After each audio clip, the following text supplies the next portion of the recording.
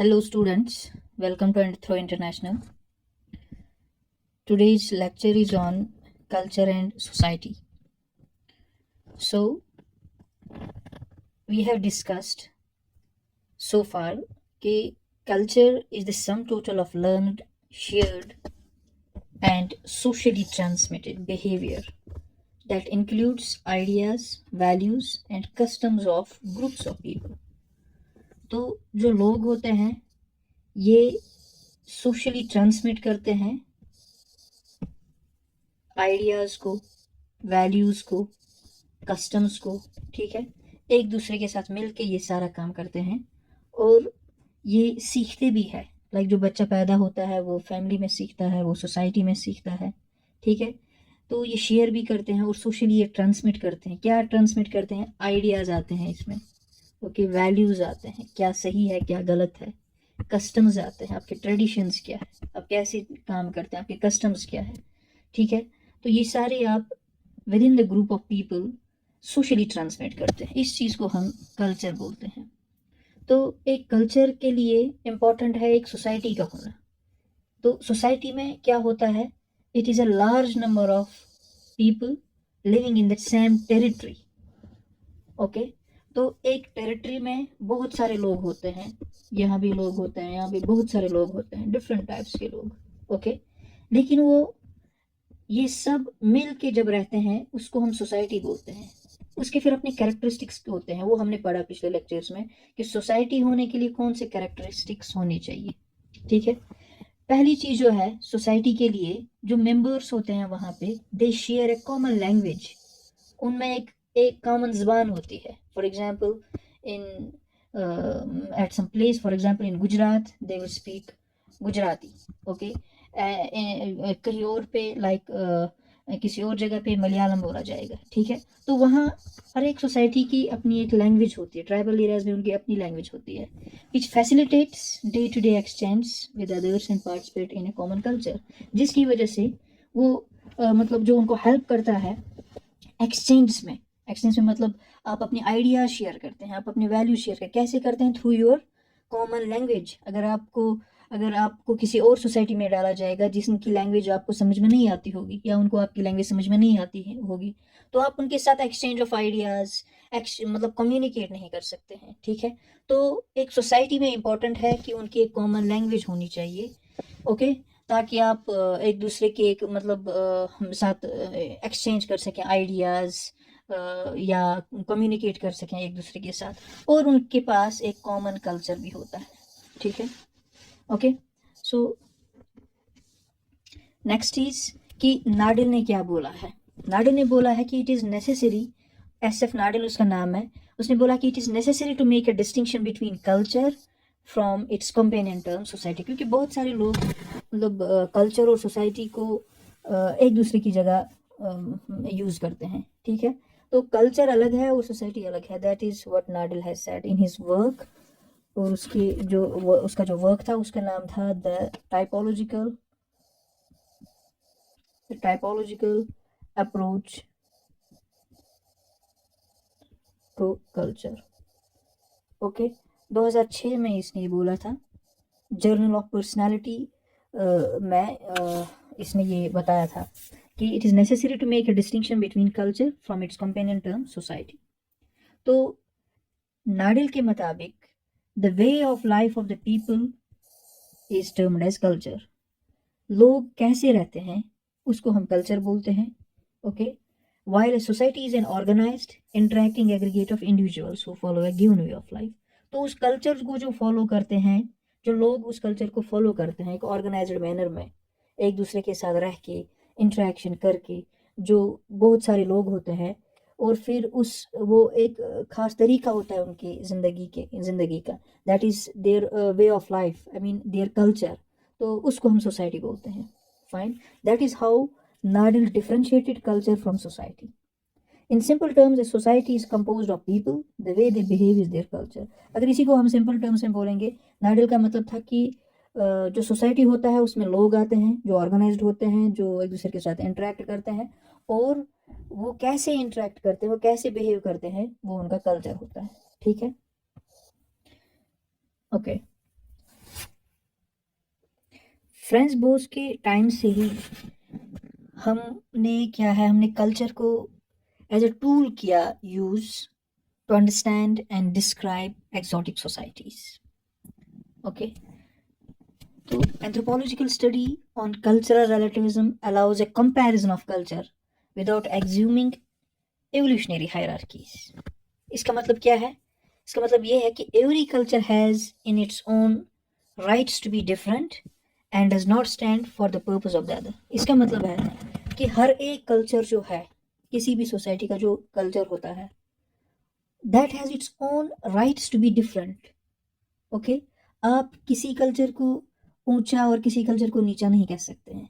That is what cultural relativism says. Cultural relativism says that every culture is independent. It does not stand for the purpose of other culture. It has its own right to be different. Okay, तो आप जब किसी society में जाते हैं और वहाँ पे कल्चर देखते हैं, you should not see that from your own perspective. You have to see that from the perspective of the people you are studying.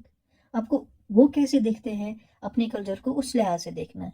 ठीक है, वो अपना कल्चर है उनका, और आपका कल्चर अपनी जगह अलग है. आप उनके कल्चर को नीचा नहीं कह सकते और अपने कल्चर को ऊंचा कह सकते हैं. ठीक है, you have to accept that their culture and any culture has its own right to be different. Okay, and it does not stand for the purpose of other culture. In other words, all cultures express validity in their perspective of the world. Thus, it could be inappropriate to judge cannibalism activity among society even if we use universal notion on violence. Okay, आप universal notion लेके चलते हैं violence के regarding. ठीक है, लेकिन किसी society का ये कल्चर ही है कि वो कैनिबलिज्म मतलब परफॉर्म करते हैं. That is cannibalism. What is cannibalism? Is the practice of eating the flash of one's own species. जो लोग होते हैं वो अपनी ही स्पीशीज या जो लोग होते हैं वो दूसरे लोगों को खाते हैं वहाँ पे. ठीक है, दैट इज कैनिबलिज्म. तो अगर ऐसा कहीं पे हो रहा है, यू शुड नॉट जज that. You should say that it is their own culture. You have to look that from their perspective. Okay, तो वो उनकी जगह वैलिडिटी रखता है, वो उनका कल्चर है एंड दैट इज वैलिड. आप उसमें कुछ नहीं कर सकते हैं. What you can do, you can try to understand the reason and rationalise that activity.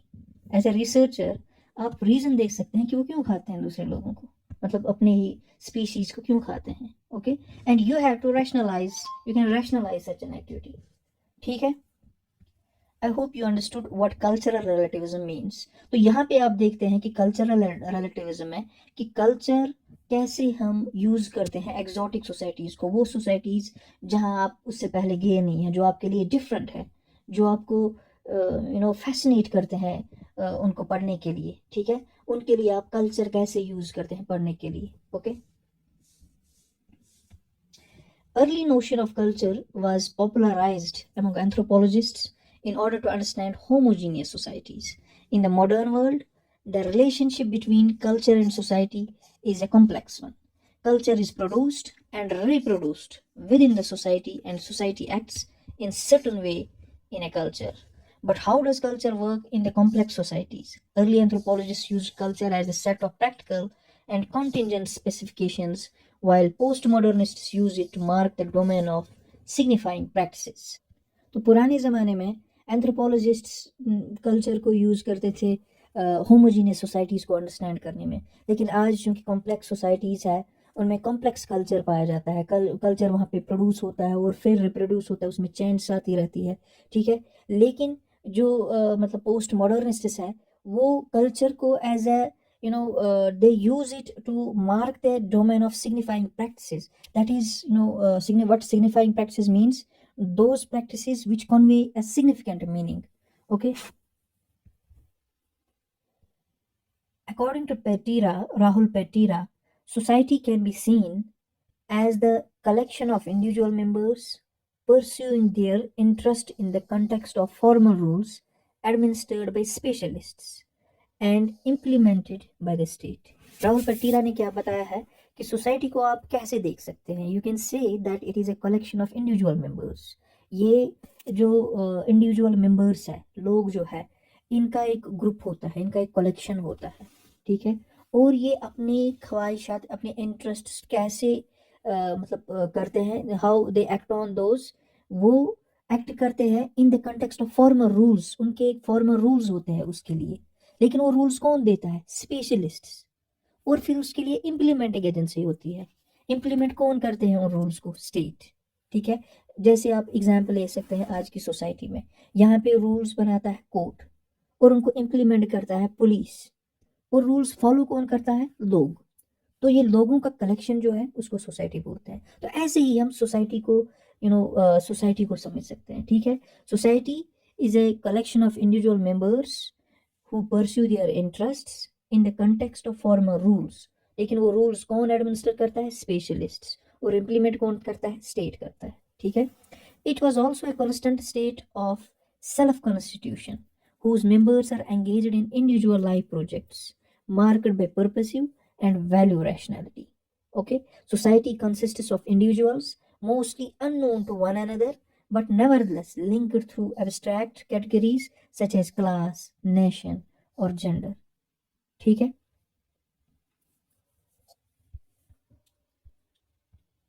when we see the relation between society and culture are two elements that are complementing each other. जहाँ पे आप society की बात करोगे वहाँ पे culture भी आएगा, क्योंकि सोसाइटी में कल्चर होता है।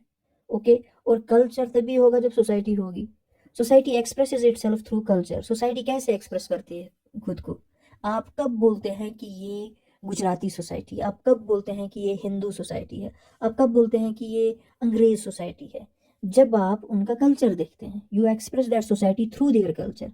We can associate the group of people और society from the culture they practice, such as Asian society is characterized by Asian culture, और Japanese society with it is Japanese culture. आप कब बोलते हैं कि ये एशियन सोसाइटी है?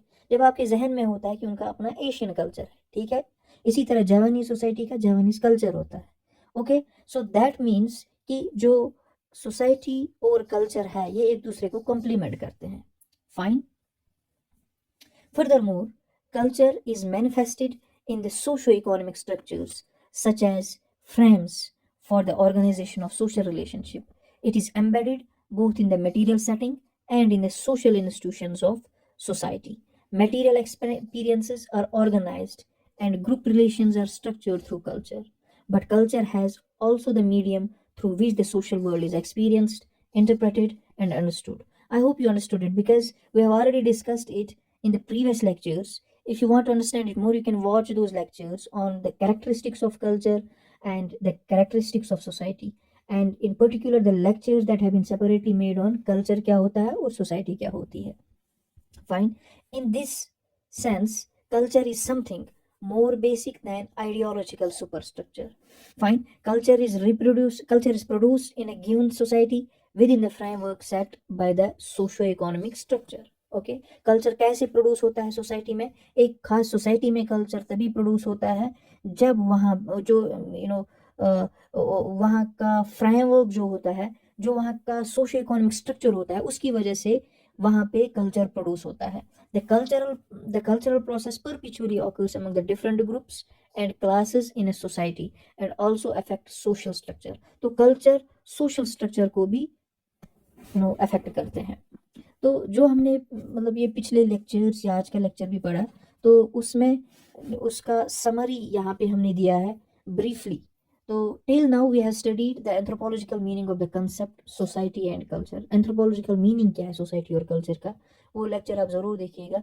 हमने अभी तक वो समझा कि होता क्या है ये। It is derived from the Latin word. हमने ये बोला कि जो सोसाइटी है ये लैटिन वर्ड जो है सोशियस उससे निकला है, जिसका मतलब है कंपेनियनशिप और friendship. We have come to know that a society comprises of a group of people who share a common culture. तो society एक group of people होता है जिनका एक common culture होता है, who live in a particular area, जिनकी एक territory होती है, and feel themselves to constitute a unified and distinct entity. Okay? तो ये सब हमने पढ़ा है, ये एक ब्रीफली हमने यहाँ पे समरी दिया है इसका। Anthropologists have been discussing and debating definitions of culture. हमने ये भी बताया कि एंथ्रोपोलॉजिस्ट ने बहुत सारे डेफिनेशंस दी है, जिसमें टाइलर ने डेफिनेशन दी है, मेलानोस्की ने भी डेफिनेशन दी, या बाकी एंथ्रोपोलॉजिस्ट ने भी definition the since the origin of the discipline in the 19th century. To review, we may say that culture is learned as each person must learn how to be a member of that culture. Okay, culture is shared, इसका मतलब ये है कि it offers all people ideas about behavior. Culture is symbolic, जिसका मतलब ये है कि it's based on the manipulation of symbols. Systematic means and integrated means the parts of culture work together as an integrated whole. Parts of culture अगर किसी में भी change लाएंगे तो सब कल्चर में चेंज आता है. अगर आप किसी कल्चर के पार्ट को बाहर निकालेंगे तो वो इंडिपेंडेंटली एग्जिस्ट ही नहीं करेगा, वो उसी कल्चर में यानी उसी सोसाइटी में फिर एग्जिस्ट करता है. तो ये सारी चीज़ हमने पढ़ी है. कल्चर इज लर्नड का मतलब क्या है, shared, symbolic, systematic and integrated. आप उन वीडियोस को ज़रूर देखिएगा. Thank you so much for watching today's lecture. It was a concluding lecture on culture and society. Please follow us on Twitter and Facebook, and please do subscribe our YouTube channel to watch updated videos. Thank you so much for watching our channel. Thank you.